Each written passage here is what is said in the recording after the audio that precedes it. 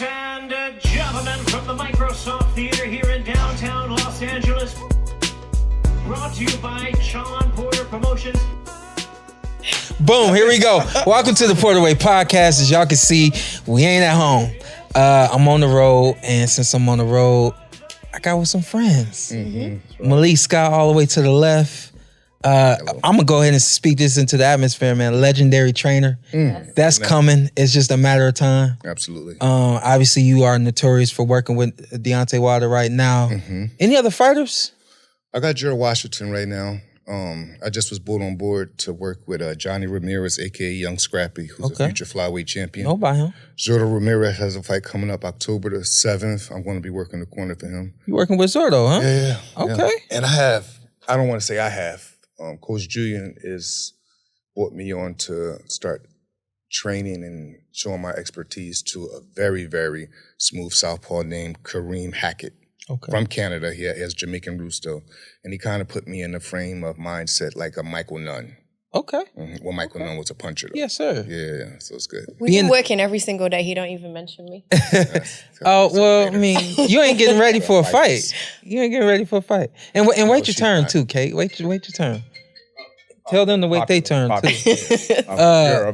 Real quick before I come to you, you being a heavyweight fighter, are you opposed to working with lighter weights? Are you looking like, hey, I'm working with middleweight and up, or welterweight and up? Or I prefer to work with heavyweights. Yeah, I love the big man game, and my system surrounds my teaching around long limbs, controls, sufficient clinches, and stuff like that. But I work with all fighters. Yeah, like, I don't discriminate or nothing like that. I just need someone to have humility and want to train every day. Yes, sir. I love it. Mm-hmm. Love it. And I'm happy to have you on the PorterWay Podcast. Thank you, brother. Yes, sir. Yeah. To my right, Robert Ri'chard. What's going on, ladies? Y'all should recognize him if y'all have subscribed to the PorterWay Podcast Patreon. If you have not, please go over there and do that. We did a little bit of work down in Dallas. Yeah, great time. Yeah, we had fun. First time. A lot of laughs. Yeah. Yeah. And I basically just brought you in because number one, I was like, yo, he loves to talk. You came in here talking. Yeah, for sure. About the thunderstorm. That's right. And you contradicting everything that everybody's saying about it. Yeah, no, I mean, I think that, you got to ask the expert. I don't think that anyone's asked really a meteorologist of what's going on as far as, what's going on when a thunderstorm hits land, what usually occurs based on temperature, land density, all this kind of stuff. There's things you just got to ask. And then because you light skin and green eyes, your mindset is a little different from everybody else. So the question that y'all heard before we started the show was, who do you cuddle up with during a storm? Yeah, how we get from meteorologists to who we cuddling with? I feel like that's a valid question. I feel like the people at home would want to know. That joint was so random, though. Because everyone's prepping right now, you know what I'm saying? Everyone's getting like the snacks they like, they're going to the grill, you know what I mean? Putting on the movie they like. Everyone's cuddling up. So you got to think like what the viewers at home are thinking. Was that your cuddle partner that called you?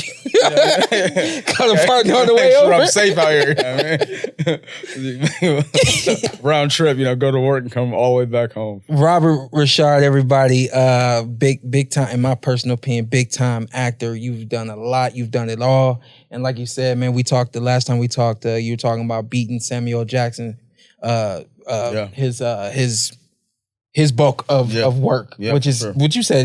Did you say it was in the thousands? Or am I tripping? No, it's in the hundreds. In the hundreds, okay. Yeah, but it's significant though. Yeah. He's like the largest catalog alive right now. Yeah, which is... He started probably 300, 400. Yeah. Which is a lot of film. In my mind, I heard 1,000 at that point. No, that's like porn stars. That's the way. That's way. No, but like a legitimate. I tried to bring you back in a fair way. I'm keeping it light skin right now. I got to keep it light skin. But yeah, I really approach what we do like a sport. You know what I'm saying? So I keep it sort of in that mindset. Yeah. And the discipline. Being consistent. And then the politics of it too. Reaching out to directors, reaching out to writers, let them know that you're hungry to work. Yeah. And then being a chameleon, where they see me in one thing and then see me in the next thing, they're like, oh, that's not even the same guy. Mm-hmm. That's what I really, really want. And of course, me being a big fan of the movie and the TV scene, I know all about you. So we hit it off and found out that you a big boxing fan. Yeah, I love boxing. Absolutely. Which is essentially why I brought you in today. Yeah, for sure. You brought yourself in kind of It worked out. Well, yeah, because eventually, I'm going to end up doing a boxing movie. You know what I'm saying? Yeah. So, Brown Bomber is probably the one that I would think of first, but I love the one that, we're talking about, round one. Uh-huh. I think it's fantastic. Nice. Wondering whether in the boxing game, are you coming with a mental strategy or are you just having to prepare for everything and then be able to see things in the ring and be able to read who your opponent is and best them? Right. Like, I was wondering about, what do you prefer? Like, hand speed, footwork, defense, power punches, control in the ring with the jab? Like, what do you see when you're in the... For me, my dad trained me to do it all. So I loved it all. I love guys that were just fast. I love guys that were strong. I love guys aggressive, could box. I love a well-rounded boxer. But a fighter who just has one, if you're great at it and you know how to use it, I love watching you. You know what I mean? So it's not hard for me to like Canelo and then turn around and watch Erislandy Lara and love that type of fighting style too. You know what I mean? Yes. What about you being a coach? Like, is it? I just believe all fighters should know how to do everything at minimum good. I think you should know how to fight as good as going to your left as you do going to your right, forwards and backwards and everything. So as long as you're a well-rounded fighter, I think that's the potential of greatness. If you could do everything good and continue to work on the craft, you'll eventually become great. In the middle, Yes. I am elated to have you on the PorterWay Podcast. True story. Malcolm over there and we went to Terrence Crawford and Errol Spence Jr. We get home at midnight or something like that. And we end up staying up another 2 hours, another hour and a half just talking about the fight. While we're talking about the fight, I looked at him and I said, dang, it feels like we should be doing an Inside PBC boxing show tomorrow. Literally. Like, I have not thought about that show in a long time. I still think about that show. Well, good old days. I mean, I even hit up Bernstein today. Albans? Albert Bernstein. I hit him up today. He wasn't on the show? No, but I keep in touch with all those guys that were around. And I told him, I was like, yo, I missed the old Looking days. for that Showtime job? No, not Al Bernstein. Albert Bernstein. Oh, my bad. I'm sorry. That's confusing. Yeah, it is. Yeah, it is. But I hit him up just, because but this show is kind of like birthed from us not being able to do that show. You know what I mean? And so that night when I said that, I hit you up I think the next day and asked you if you could do the show. And here we are. Like, we were able to make it happen. I appreciate you having me. I feel like I'm in your seat today. You are. Like, So I'm kind of like the mediator here and just trying to build. You got good at this though. Boy. Yeah. And it's been a long time since we've been talking boxing. Last year when Deontay Wilder It's not that long. fought. We did the DAZN fights together. No, because Deontay Wilder was the last fight we did together. At Fox. The Deontay Wilder Robert Helenius fight. But we've done DAZN since then, haven't we? We've done Canelo since then. You did Canelo? I did a couple of Canelo. Did you? Was you there? We were Jessica McCaskill. You don't remember this? Yeah. But Wasn't that Canelo? Yeah, but that's fine. But that was how long ago? Not that long ago. Well, I mean, a minute. How much did you really want to do that fight? No offense, but how much did you really want to do that fight? I'm always happy to work. All right, you're gonna stay out of it and like cause trouble, huh? Why didn't you want to do that fight? I thought I was past it. I was past seeing the same fight. We saw that same fight 3 times. Canelo Triple G we're talking about. Yeah. What you think? Did you? I was past it. You want to know what's real crazy about that? Because both of those guys was high level, but I after the second one, I really wasn't bought into it anymore. Yeah. I was past it. I thought that we saw the same makeup 3 times in a row. Yeah. And again, no offense to either of them, but I was over it. And now we have Canelo and Charlo getting in the ring. Kate, well, I'll go to you first. What do you think about that? Oh, by the way, just so y'all know, it wasn't no boxing this weekend. It is what it is. I'm in LA working the Shawn Porter Suits and Services. We gonna measure this guy when we done here, measured a couple of other people. Shout out to Russell Peters. And I basically just assembled y'all so that we can have some fun. You measured up Russell? You gonna fit him out? Yeah. Oh, okay. Yeah, it's done. Russell's a legend. Yeah. Nice. Yeah. It's done. Good dude. It's done. So, but because I'm here and we're not gonna be able to do the show at home, I said, let me get Kate. And then she brought in Malik. Got no argument with that whatsoever. Yeah. I said, hell yeah, get him up in there. And then, of course, Robert came in too. So, but I just want to talk boxing.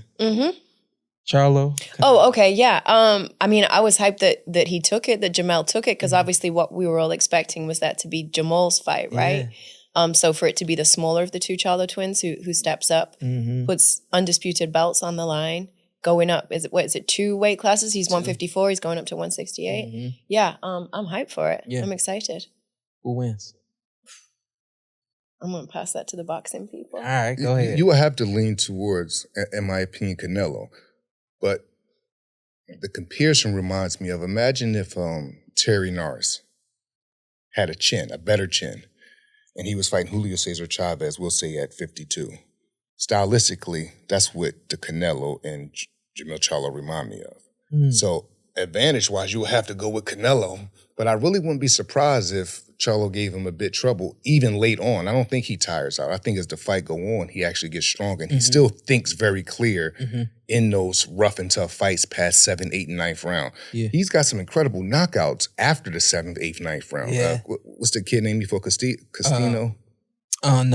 Castano, yes. And he stopped him late. He stopped Harrison late. So that goes to show he's very open-minded, even late in those fights. This is what I think about it. That fight specifically. That fight was good for him ahead of a Canelo fight. Absolutely. The first fight, you can go back and watch. The first fight against Castano, Jermell Charlo made 0 adjustments. And went to the corner a couple of times. You could hear what Derek James was saying. It's like, he's giving you the game plan. He's giving you the plays to run, and you're just not running the plays.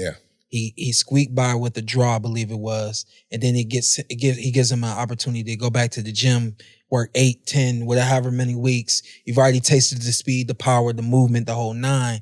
Your eyes are adjusted to that. Furthermore, now you get a chance to work all of that stuff that you didn't do in game time situation.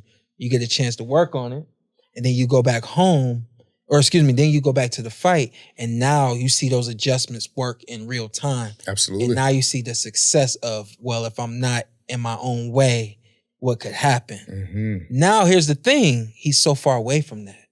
Is he going to be able to carry those adjustments and understanding, hey, I have to make in-ring adjustments on the fly. In-ring adjustments. In order to beat Canelo. And so I think that fight worked for him ahead of a Canelo fight, but still, what I'm wondering is, are you too far away from that fight now to have for that fight to be beneficial to you? You know, I believe if he is, I just believe if he don't make those in-ring adjustments on the night of, I think it's going to cost him big. Yeah, especially against Canelo. Because Canelo will, especially if you playing one tune, he finds that tune. Absolutely. Quickly. And he's kind of surgical. He will break you down. And he break a lot of people down. He don't mind where he hit you at. He's fine hitting you. He hit you everywhere to get to what he really want. That was a style pick for you, or it was size, experience? It was a style pick. When you mean when I'm speaking on Terry Norris? Canelo, Stylistically, I think that the come forward style, the high guard, if Charlo is intelligent enough, like I believe he is, especially when the going gets tough and the tough get going, he always get tougher to me. I never see him break under pressure. And I think it's going to be a pivotal moment in the fight where he's going to feel something he's never felt before. But I think he could pass the test with flying colors. I truly, truly do. As stubborn as he come across outside the ring, I believe his genius is all inside the ring. You know what I mean? Now listen, I got to go back to Errol Spence and Terrence Crawford. Because when I seen you didn't even... Did you know about the fight when I saw you? No, I didn't know about the fight when I saw you. And then I get in the zone sometimes, so I go underground. But you came up for that one, right? Yeah, for sure. So, and listen, I'm not gonna ask you guys a question. In a fight like this, is it the training, is it the talent, is it the weigh-in eye to eye, or someone intimidates somebody and just says, "Hey, I got your number," or is it just what happens in the ring? Is really what's winning these fights. This Canelo and Charlo fight? Yeah, I believe it's in-ring same night adjustments. I do. Big time I do. Because there's never been a question of preparation when it comes to Charlo. It's never been a preparation of punch intake. It's never been a question of any of those things. It's to me, he's at the highest level he's ever been. And if he's able to adjust on the spot, I don't see why he wouldn't be able to give Canelo trouble. I just don't. He's been boxing bigger guys his whole career. And when I'm saying that, I'm saying like in the gym. Right. Like I've known light heavyweights that's been sparring him and they like, he's everything that, he say he is. So we'll see.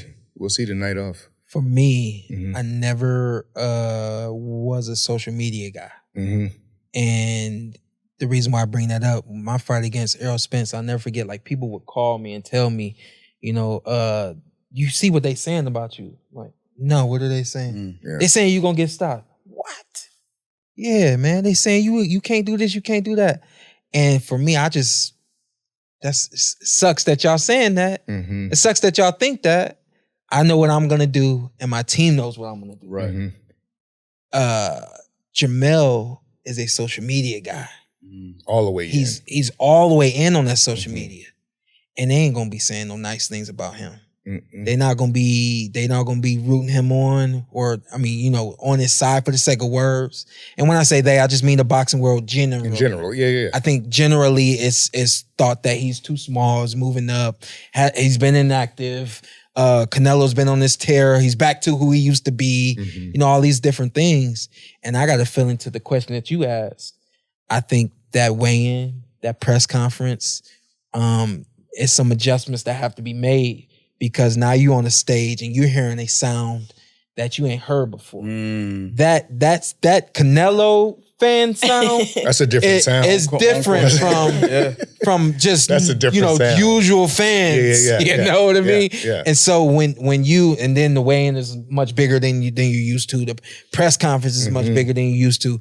It has to be, the adjustments have to start well before the fight. Yes, I get it. And they go all the way up until those face-offs and that weigh-in and all that kind of stuff, because it could get hot like really, really quick. On this side of the stage, you just have to put the phone down and say, hey, all the social media stuff I'm doing is working against me. And why wouldn't you? I don't think Jermell's going to put the No. And why wouldn't you? You know? Yeah.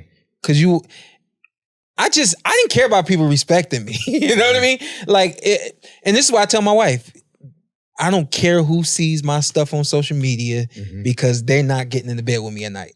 Right. I don't deal with them. Yeah. So when it came to respect, I didn't care. Right. But I do know that the Charlos, they want that respect. They want people putting respect on their name and all that kind of stuff. And I think it could be detrimental. You gotta win. It's gonna win. Yeah. That's it. You really didn't care? No. I still don't care. I still don't care. I don't watch my podcast shows. I will be honest. And they know this. Ant got on the show one day and he mentioned how somebody made a comment about my hair never being done. And ever since then, the hair been mad crispy ever since then. But that's my hair. Like, you know what I mean? Like, that's an appearance. I give you another one. When I approached Keith Thurman, and we were just talking about this not too long ago, I approached him when we did this Media Road thing. New York. This was 2018 before I fought Danny. And they did this Radio Road thing. And we go back and forth, and I mean, I remember that. All the social media people, I mean, all of the beat writers and all that kind of stuff, they was all there. We're going back and forth, and I'm cool. Until he says, I dress better than you. When he say I dress better than you, I stood up, I start really, letting loose, and they start grabbing me like I'm gonna do something. Tim grabs you, right? Tim? Yeah, but I'm like, but it took him telling me that he dressed better than me. Nothing about the boxing. Nothing about boxing whatsoever that really got me going. You know what I mean? D, how does D handle the social media? Deontay is really not. First of all, he's a homebody, and in my opinion, don't he get like 11 kids? Not that he want 12. So you're not far off his wants. But no, he's under that number. I think it's 8 or 7 or something like that. But he wants 12. Yeah. But as far as the social media, you ain't stopping it, bruh. He said he wants 12. He's gonna get what he wants. I'm just saying, hopefully, like he wants. His wife's amazing though. She's great. Yeah, she's awesome. Yeah. But go ahead. No. Yeah. He's a family man. I do know. Yeah, and homebody. So like, I would even say like someone like me that come from the inner city. And Deontay having tons of Southern hospitality, they mind frame is different for the social media than where I'm from, Philadelphia, or spots like New York or into the inner city. So to me, he's heavily involved in social media, but it's really from the outside, from a perspective of looking at it as entertainment. He's not invested in it. He's not really, really invested in it. You know what I mean? And sometimes, that could be a good and bad thing sometimes, because I believe for Shawn, it was a good thing, because when you see him fight, and he got in my opinion, probably one of the best walk to the ring. I judge fighters even how they walk to the ring. And Shawn always came across as someone that knew what he was training for, knew what he wanted to do, and knew what he wanted, the way he wanted to operate. Right. And like, Deontay is like that in a way. To me, Lennox Lewis was like that, always in his own cocoon. That's what it reminds me of. Deontay reminds me a lot of outside the ring how Lennox Lewis was. In his own cocoon, as long as everything is good in his cocoon, he's good with that, and then he'll handle business the night of. You have a favorite walk? Oh, tons of The them. last two. What you? Just in general, Shawn. fighters? I think it's Spence to me. Spence. Yeah, he was. And the last one. Yeah. Yeah, those two. I consider the walk extremely serious. I like how a fighter walk when the world is against him, not when everyone is cheering for him. And I knew You had to like Terrence's walk. Incredible. That was fire. Right, yeah, especially being able to fight. No one knew who really was going to win. And you can see the confidence. And I don't think real confidence you can fake. Yeah. And I'm very, very big on Shawn walk against Spence because I knew what everybody was thinking. Even myself, I didn't think the fight was 50-50. I gave Spence the edge, but when you see Shawn walking to the corner, he was not thinking the way that we was thinking. No, he had every intention on throwing a monkey wrench into the plans. I know. 100%. Mike Tyson's the best walk, right? Yeah, early Mike. Early Mike, Old right? school. Sure. Yeah, Early Mike. I mean, did he really walk though? Like he just was. Right, to the ring. Did he really walk? You know? Was that important to you? Yeah, because I used to want to be exactly like Lennox Lewis. So, there's fighters that walk to the ring, right? God be with them. They laugh, it's a party to them. Yeah. They dance. I always thought boxing is too serious for that because our life is on the line. And it's almost like you're celebrating the cause. But now when I'm older and I look at it like everyone handle their nerves a different way. Like, some really just go hee ha ha and have fun and laugh. And then when they get in the ring, they become very serious. But I think the walkout, it says a lot about the intent of a fighter. Yeah. You know what I mean? And it shows once they get in the ring. Near the end of my career was like, especially I seen D do a couple of walks. Of course, I seen Tyson Fury do a couple of walks. I was like, yo, I gotta amp this up. Like this walk need to be fun. Yeah. And the Spence one. Yeah, and the uniform was very fitting for the walk that you did that night. Yeah. Yes. Remember what it was? Yeah, it was shield like gladiator kind of style, something like that. You pay attention. Oh, bro. I know this about you. Yeah. I know this about you. Yeah. We ain't had no offline conversations yet, but we need to get to them. Yes, brother. We need to get to them.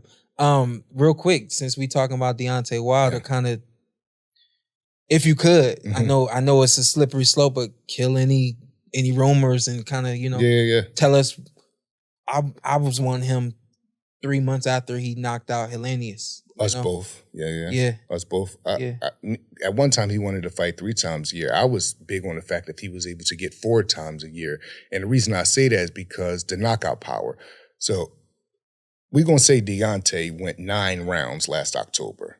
People wouldn't be so much raving about his inactivity now, but the fact that he was in the ring maybe 90 seconds top or something like that with Helenius, people's like kind of worried. And if you're around him and you care about him and you want the best for him, you have to want him to get another fight before going into Joshua. But I personally think, this may be my ego talking, I'm sure it is, it won't matter. It won't matter because he's blessed in a way where if you make a mistake, like these guys would do, especially the Joshuas of the world, I'll get right into it. The Joshuas of the world, they want to commit. And if you overcommit the way that, me and Deontay drill and strategize, we could really just wait for these guys to commit and then make them pay. And when they pay, it's an awful pay. It's something like they never felt. And I believe that ruling goes for any heavyweight in the world that he fights, any heavyweight. So what's the next move for him? So the next move is right now, January. If we could get something in October, that would be great. And then even if we do, these guys, they want to fight Deontay, right? But they really don't. So the modern day coward, what they do is outprice themselves. That's their way of saying no, because they can hide behind the business aspect. You know what I mean? So it's a lot of that going on right now. You got guys that never made $1 million. All of a sudden they want $17 million. Or guys that never made $2 million. All of a sudden they want 20. So it's a frustrating time for him. But it's like I tell him all the time, as long as he stay focused, and what I mean by that mentally, and not letting these things deteriorate him from frustration, then he'll be all right. And I truly believe that. I want to see him back. Me too. Especially before Joshua. I think that I think from a standpoint of you just got to get the engine running. Mhm. I ain't telling you nothing you don't already know, Yeah. but I definitely want everybody else to know that, you know, when I said I wanted him back 3 months after the fight, it was simply there's a number of things, you know, you out of sight, out of mind, out of sight, out of mind. Mhm. Mm-hmm. You know what I'm saying? Yeah, out of sight, Out of of sight. mind. Out of sight, Yeah. out of mind, you know. Right. And my thing was, when you have been this great and then someone has seen you, I guess for the sake of words, not be the superhero that you had been for a long time, Mhm. and the longer you're away, the more it's where did Superman go? You know Yes, what I mean? yes. I think even in the comics, there's a thing where, hey, where's Superman at? I know there's this, you know, so I just, not to call her the Superman, but I think for a lot of people, he has been a superhero Yeah. in boxing. Mhm. And it's like, where's our superhero at? Where's our American superhero? You know what I mean? I was talking to somebody else the other day, Shawn, and I was telling them that we're in a time where, and this is very unfortunate, where inactivity is trending, especially in the last 3-4 years.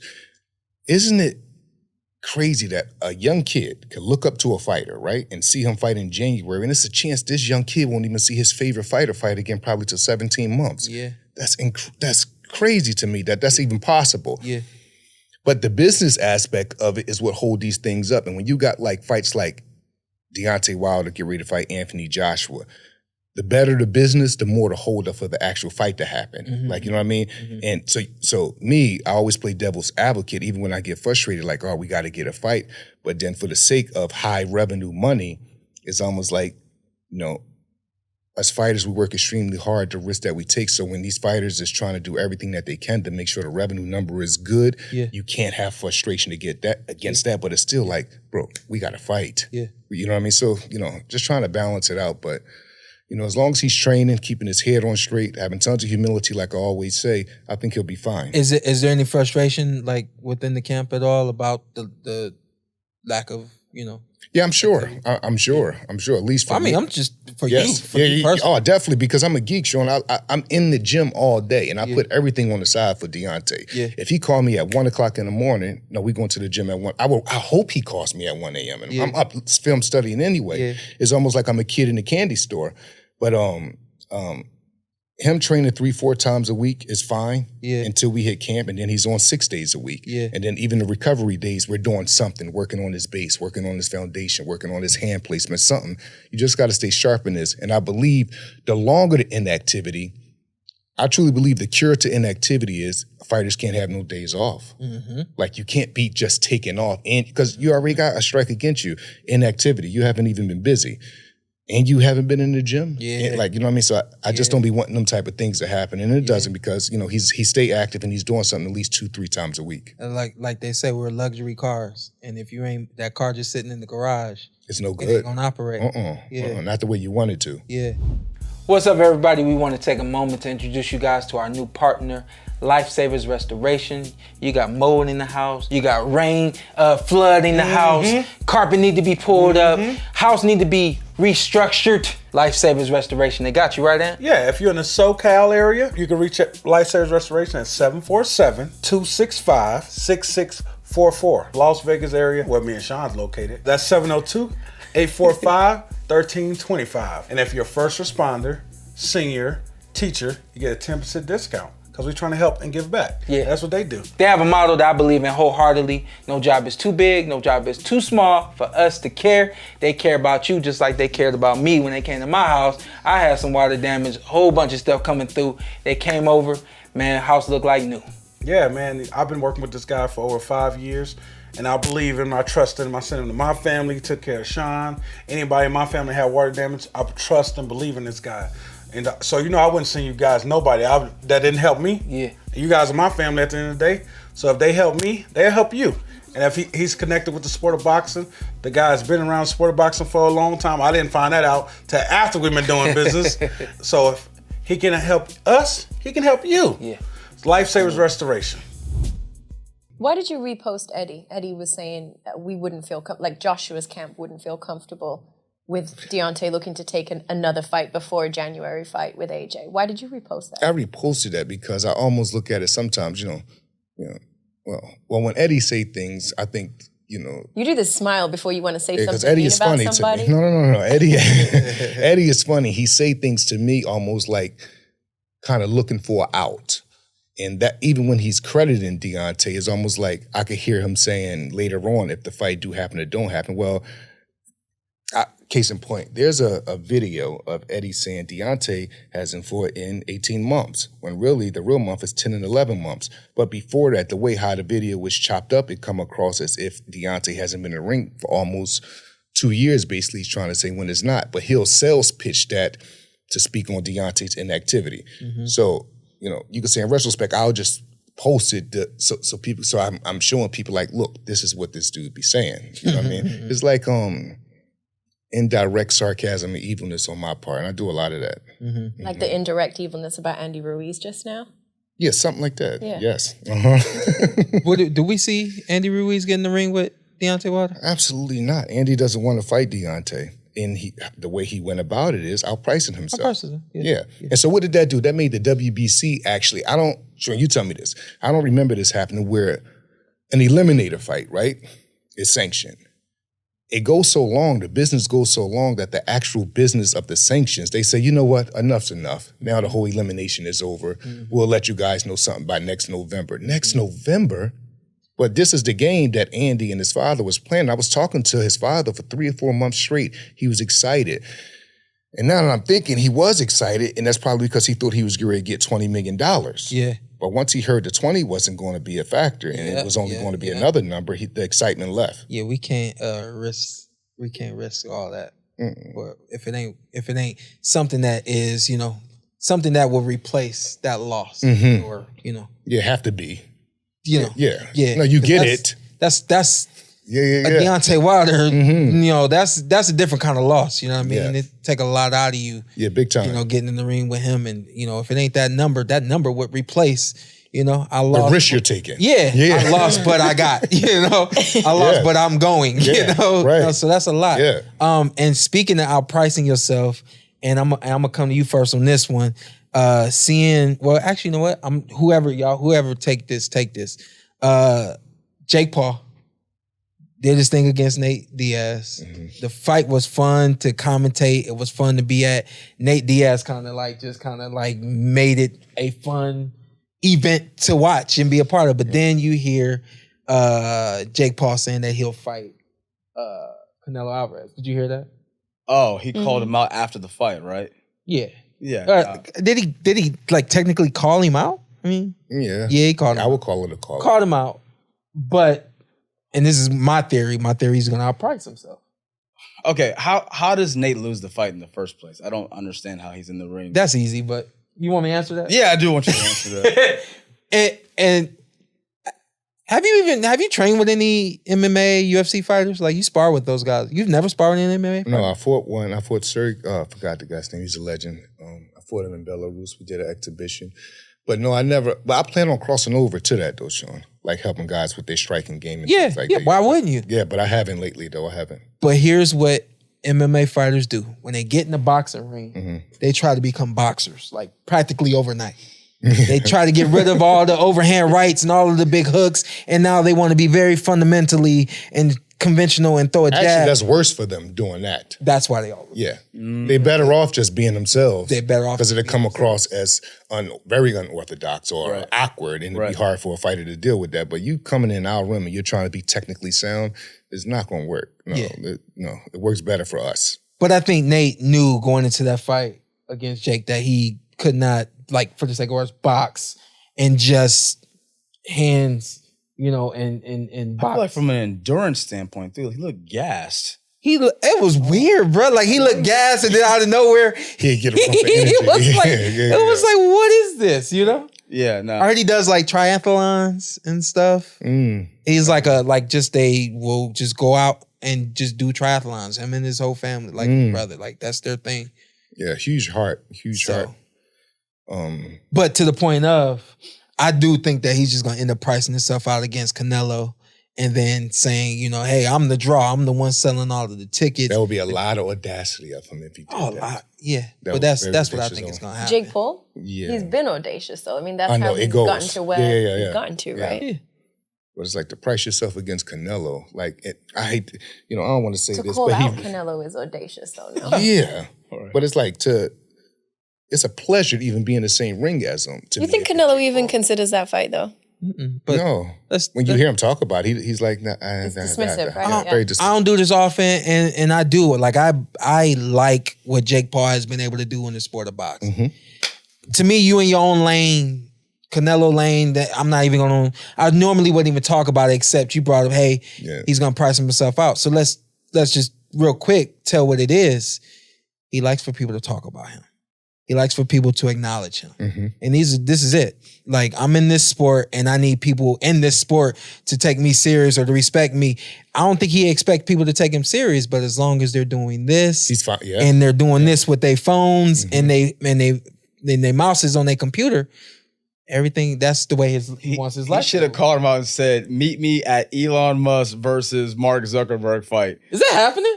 No, that's not. Okay. Everyone's talking about it. They're saying Zuckerberg's training for it. Yeah, Taking it pretty seriously. He's like in the ring boxing. And he took some pictures with Israel and and stuff like that. So, Well, I mean, that's not gonna happen. We'll see. At this point, in the ring. do you like the phase that boxing has moved into? Well, it needed to have some just like pop. You know what I mean? I think for the young generation, they need to see what we all grew up with, which was the entertainment factor of boxing. So I think that's exciting. Yeah. And John and shit talking, I think is part of, the fun of the sport. Yeah. So I think I like that part. I like it. I think about things in terms of like teenagers. Like all the stuff that we had was great, Mm-hmm. So for them, I think it's important that they see people that they are, obsessed with, and whether it be usually on social media, and then seeing that come to life on silver screen, TV screen, that kind of thing. Do you like it, Kate? We're talking about the influencer side of things. I mean, I can see the value in that, right? In terms of bringing in a bigger crowd and crossing over in a way that boxing had stopped being pop culture, and this has made it pop culture again. Yeah. Correct. 2023 though, I think has been dope for boxing, like for real boxing fans too. Yeah. So we're getting both of those worlds mixed together. There which you is go. cool. I think if anything, that's what the boxing world has to do. Like, you got to keep up with this wave that's coming. You know what I mean? Yeah. I.e., get Deontay Wilder back in the ring. ASAP. ASAP. Yeah. I ain't even He's expect an influencer though. Yeah, I have a Temper. He's a gamer. Oh yeah, I know From Temper. Face, yeah. And he's fighting September the 23rd in Newcastle, London. Okay. And he's a southpaw. Yeah. Yeah. He's out a little bit of a road. Yeah. Yeah. Yeah. He fought KSI, got knocked out in the first round with KSI. And what was really peculiar about that fight is he was supposed to fight somebody else, and 4 days before we left, KSI opportunity came up. And what I liked about it, he asked me if he should do it, but he really kind of was telling me he was going to do it. Yeah. Like, so yeah, it was good. You a gamer? Absolutely not. Oh, you said it like you knew. Okay. Yeah, I get around Absolutely these streets not. a little bit. Just a little bit. Get around these streets just a little bit. Tyson Fury, you got him going up against how you say it? Ngannou. Ngannou. Yeah. Everybody messed his name up. I don't want to be the one. Right. I don't want to be the one. Malik mumbles names around me because I'm always correct. Yeah, and that's one of the pronunciations. He don't names, like but I it. Go ahead, you say it then. I say Ngannou, but I don't know. Do it again. Ngannou. Ngannou. Anyway, Listen, we worked together hate 2 years. We did a show together. Not once did you pronounce my name right. I got it right Kate after. Abdo. Every day. I got it right after. Why you let me pronounce it wrong for 2 years? That's on you. I used to tell you. That's on you. Remember what I heard? What I told Lennox? He wanted us to call him Lennox. I said, Lennox, you've let the entire world call you Lennox Dig it. 30 years. Yeah. I said, I'm not going to call you Lennox. It's Lennox. Yeah. Yeah. You call him Lennox. Yeah, absolutely. Okay. Yeah. What do you think about that fight with Tyson Fury and Francis?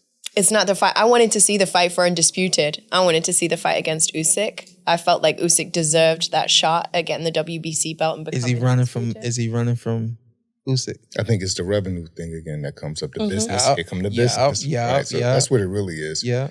But it's unfair for Usyk because he's somebody, in my opinion, he would never do that before fighting a Fury. He's not interested in nothing but becoming champion. And I mean, getting the win over Fury. He already is champion, but he also went to WBC. Am I right in saying that Tyson Fury has earned the right to be somewhat of like that Mayweather Pacquiao type of phase of his career where he's able to pick and choose who he wants to fight? Absolutely. Has he earned that right? In my opinion, yes. Yeah. Vladimir Klitschko and Deontay Wilder. Yeah. So, yeah, if that don't give you the rights to move how you want to move, I don't know what else will. Does D still talk about that fight? Yeah, we won it for the 4th time. Yeah. What about mandatories though? How does that fit into that? I don't know. The WBC is really like they doing the Fury way. They help their champions out. Yeah, obviously. Yeah. Yeah. So, you know, I'm just Nothing. saying. I ain't saying. You just picking people out, like, you know. I got a question. The fight that Wilder lost against Fury, how did that occur? How did the loss occur? Yeah, I mean, I watched the fight, but I'm saying Which one? They fought 3 times. The last one or the first one? it was. I guess the first one was. It seems like he was. First was the draw. Oh, First then- was the draw. The second one was the loss. okay. The second one was a loss. Yeah, and the third one was a loss as well. So it seems like it's the second one. I guess it seems like his legs are just like he was. Yeah. You can say Fury was very, very imposing. More imposing in that fight than he's ever been in his career. He got with Sugar Hill, and they had a good game plan, and it worked for him very, very good that night. But the real thing about it was that same type of game plan. Fury is so respectful of Deontay. That same game plan, he didn't even do it in the 3rd fight, and it's because Deontay, you could say, in my opinion, gave him more decoys. He was fainting at him more. And if Deontay faint at anybody in this room, we all going to jump because we know what he has behind that.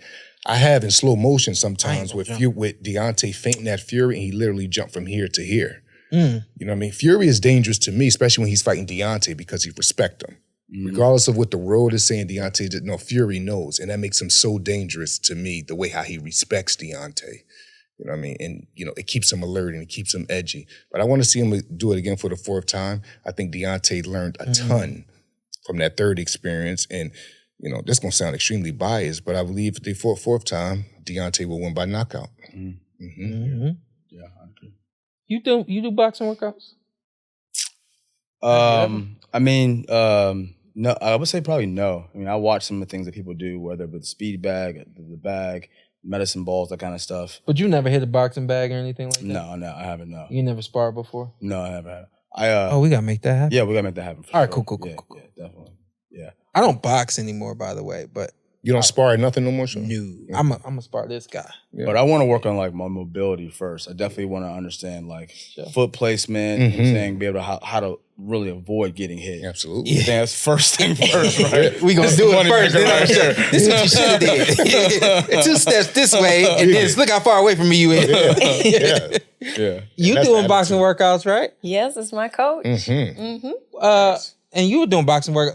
So why do you like? What You know what the difference is? I was doing boxing workouts before, whereas, and no disrespect by this, but I feel like with Malik, like I never really worked on defense at all. I was throwing punches, I was moving, I was like getting a good workout in. With Malik, I've learned.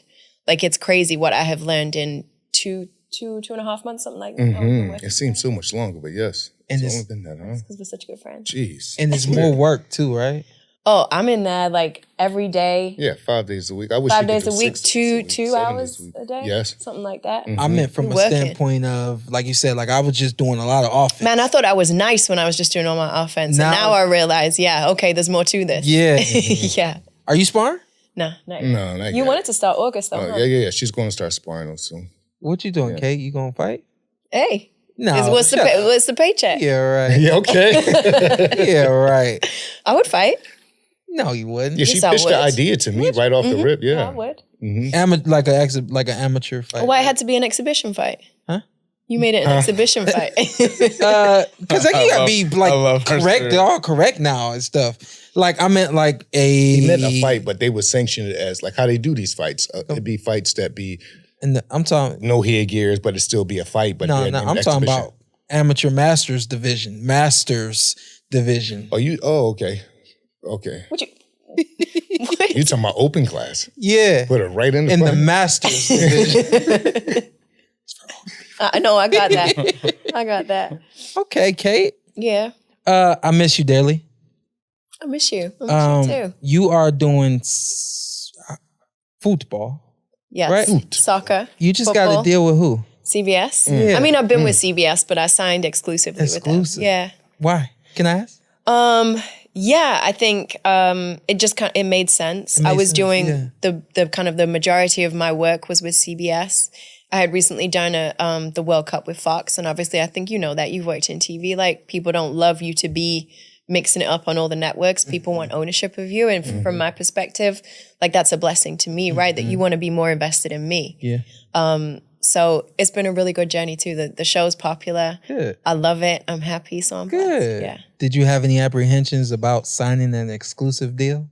Yeah, boxing is my apprehension because I don't have regular boxing through CBS. I've been doing some of the Showtime work. So I did the Ryan Garcia, Gervonta Davis fight. That was my first one with Showtime. That's how you got with Showtime. Yeah. I was wondering how you was up there on that. Okay. Yes, because I had to step away you're from my DAZN. end, huh? I told you were looking for the Showtime gig.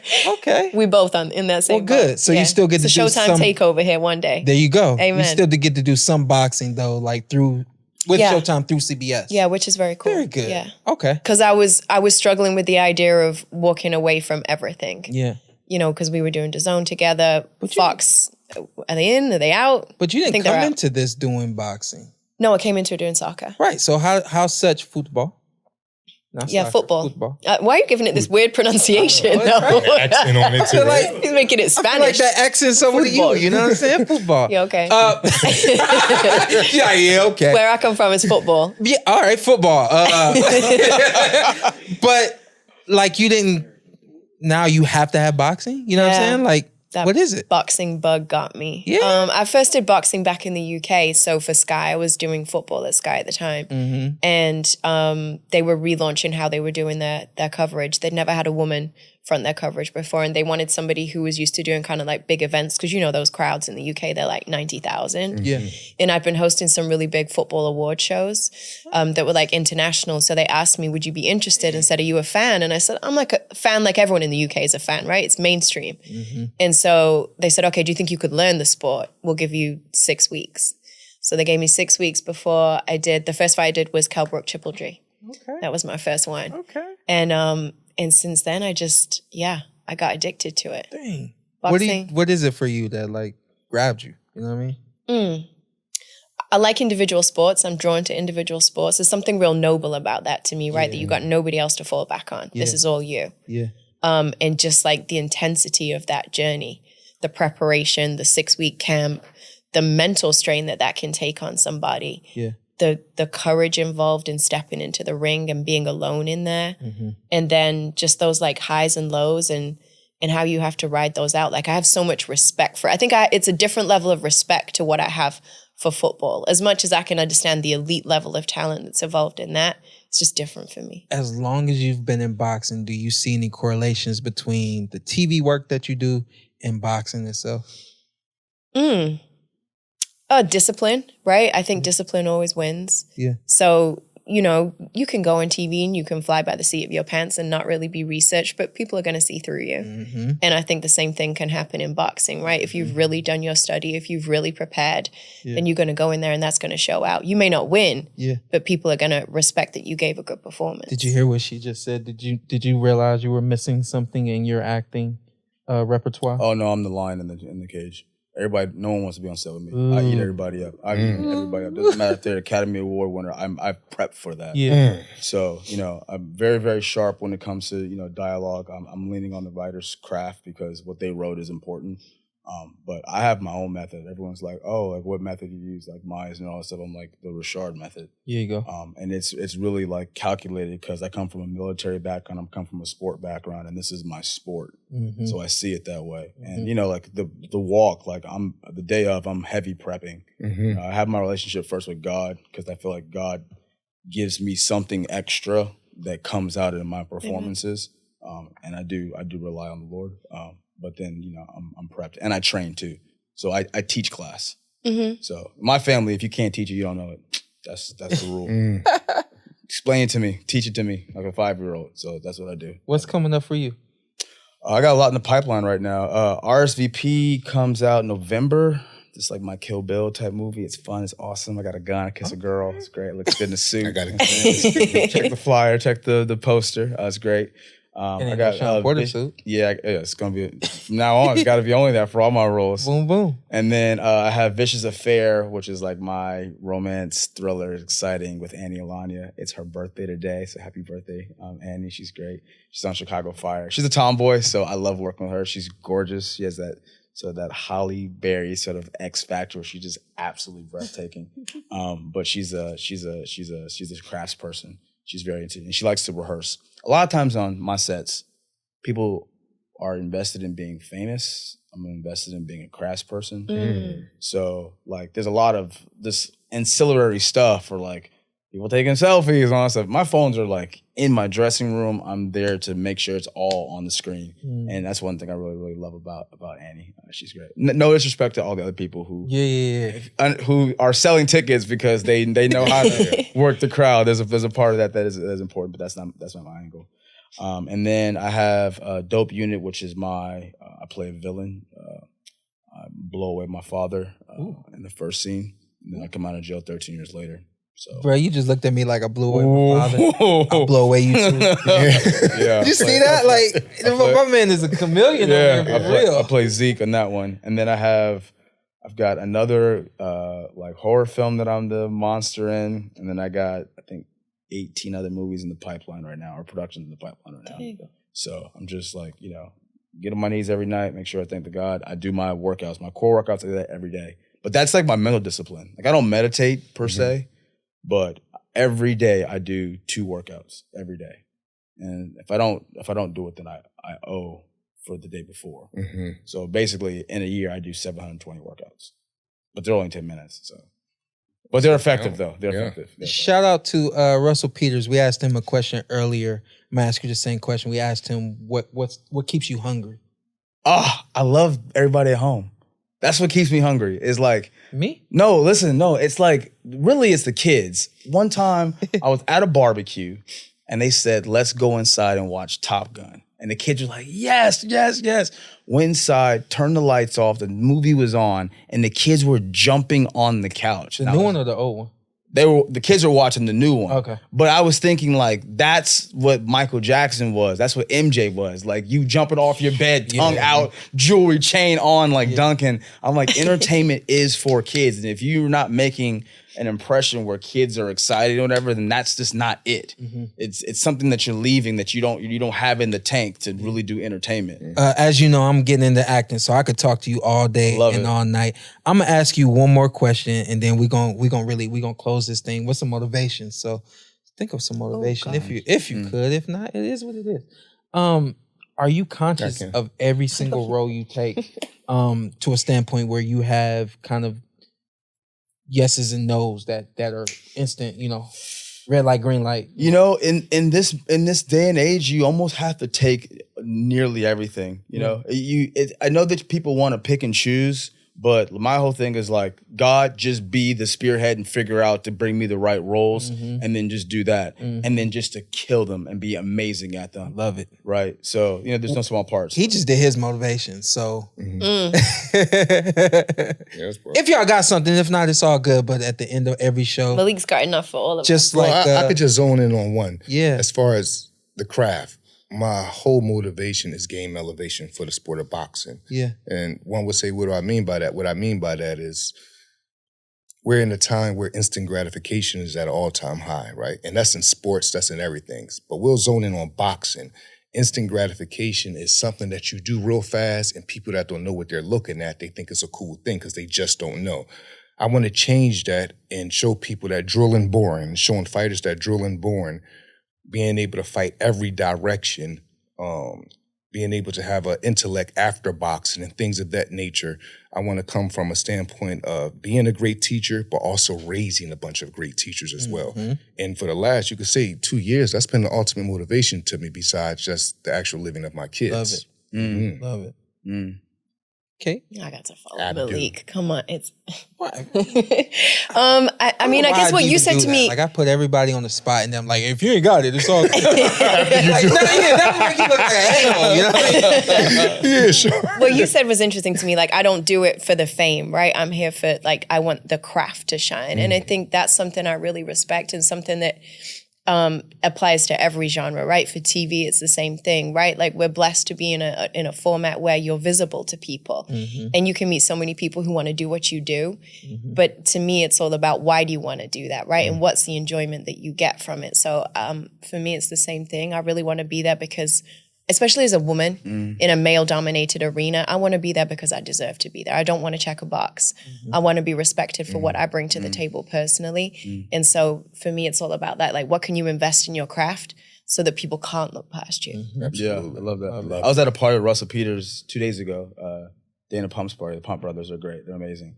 And you know, a military officer came up to me and was like, "Yo, we love your films." I was like, "Oh, that's the best. Yeah. That's the best." And then for me, the glass ceiling for how much you're depositing into what you're doing is the breakthrough when you go from blue to black. And I think that what we saw really heavily in the, you know, Muhammad Ali, obviously, you know, the footwork, but even like, you know, whether it be any athlete, Bruce Lee, whatever, where you start seeing, oh, that's their style, right? And that's when you really are putting in everything that you have. You start really developing your style. You know, what we see what Roy Jones did when he was in the ring. It was like, oh, we haven't really seen that like that before. You know, so but then I think it's all for the fans though. Yeah, I love people. Yeah, and I love your story. I know you don't even come from TV, and so you are definitely, I think, an example of just extra motivation here. Someone who believes in themselves, and people give direction, and you can intake information. You end up on CBS exclusively. Some of the didn't even want to be on TV. Oh, that's so good though. But somebody saw something in you and Authentic. said, just for shits and giggles, give it a shot. Yeah. And you put your all into it, and then you learn what it took to continue to compound and make it more and bigger than what it was. And essentially, that's why I love you, because you when we started to work together, I was always looking at you like, okay, I'm gonna need to do her job one day if she doesn't show up. I'm gonna need to do her job one day. You were ready to do my job when I did show up. Oh my goodness. You were ready for that scene. Oh boy, I'm really ready now, which is scary for you. I'm really ready now, but you have always been the bar for me, right? And then again, when I found out that you didn't even come from TV, this isn't what you wanted to do, there's no excuse for me. You know what I mean? So I appreciate you being on the PorterWay Podcast today. Yes. Malik, my guy. Thanks for having me, bro. More offline conversations is what we need to have. I'll see you in just a second, big dog. Absolutely. Motivation for me real quick, and then we're going to get up out of here. I used an analogy just a couple of days ago. A glass, a glass cup and burnt toast. You throw the glass cup in the air, it busts, it shatters. When you have issues and you think that issue is gone, just like you think you done swept up all of that glass and you didn't realize it's still some glass on the floor. It's still a chance that you could walk. When you are dealing with something, you got to make sure you take care of it all. You got to make sure that glass it has something big. It's some small things that come from that big situation, and you got to pick up those small pieces before you even pick up that big piece. If you're not picking up the small pieces, that big piece is never going to get dealt with. So whatever you're dealing with at home, start trying to find those small issues, the small things, because the small things lead to the big things. Pick up that glass, put it back together, and make sure it doesn't burst again. And then the other thing I got for you guys, burnt toast. It ain't that hard.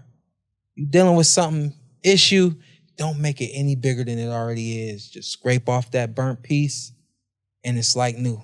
It ain't nothing wrong with that piece of bread, that toast. Nothing's wrong with your life, okay? So when you're dealing with something that's hard, just start figuring out how to scrape it off. That's all you got to do. Life ain't gonna end because it's a little burnt right now. Just scrape it off. I love it. This is the PorterWay. I love it.